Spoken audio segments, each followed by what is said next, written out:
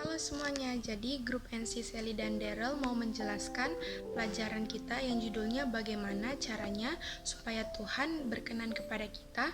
Ayat pertamanya ada di 1 Korintus 10 ayat 5. Di situ dibilang Tuhan tidak berkenan kepada banyak dari bangsa Israel.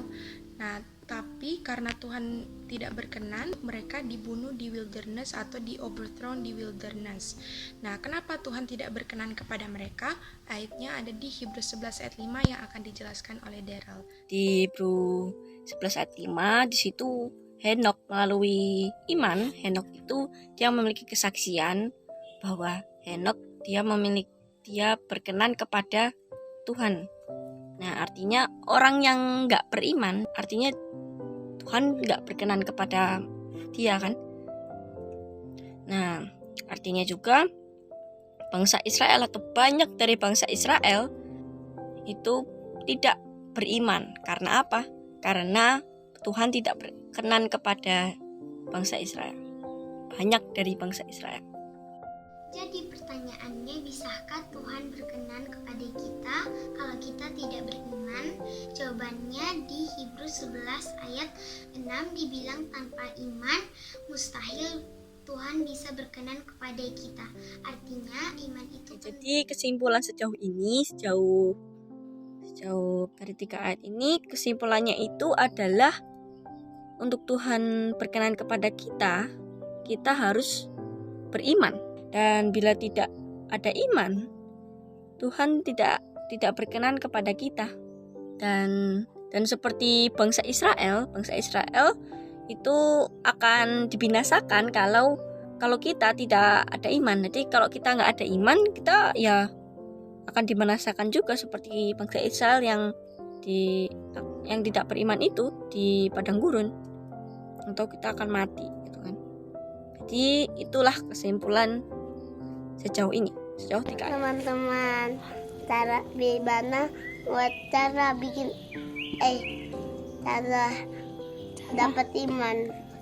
Roma, Roma 10 ayat 17. iman Dah datang dari mendengar firman Tuhan. jadi Jadi kalau kalau gak pernah tidak pernah mendengar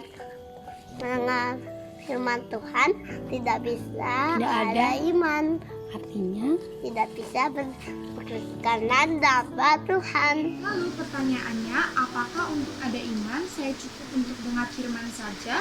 Di Matius 7 ayat 24 dan 25 dibilang tidak cukup, karena kalau misalnya kita dengar firman itu, kita harus lakukan, dan itu melambangkan orang yang bijaksana yang bangun rumahnya di atas batu, dan waktu badai datang rumahnya tetap teguh atau tidak jatuh. Jadi kalau misalnya kita mau jadi orang yang bijaksana, kita harus lakukan apa yang kita dengar, yaitu firman Tuhan. Lalu di James 2:20 dibilang tidak cukup saya mendengar dan saya bilang saya udah punya iman, tetapi harus melakukan perbuatan, karena iman tanpa perbuatan itu mati. Jadi ini adalah kesimpulan akhir dari sekian ayat yang sudah dijelaskan. Untuk kita berkenan kepada Tuhan, kita itu harus ada iman. Untuk kita ada iman, kita itu harus mendengar firman Tuhan kan. Jadi kalau kita kan harus punya iman. Jadi kita harus mendengar firman Tuhan. Karena kenapa? Karena kita punya iman, kita ada iman itu karena kita mendengar firman Tuhan kan. Tetapi tidak cukup kita mendengar firman Tuhan untuk kita punya iman.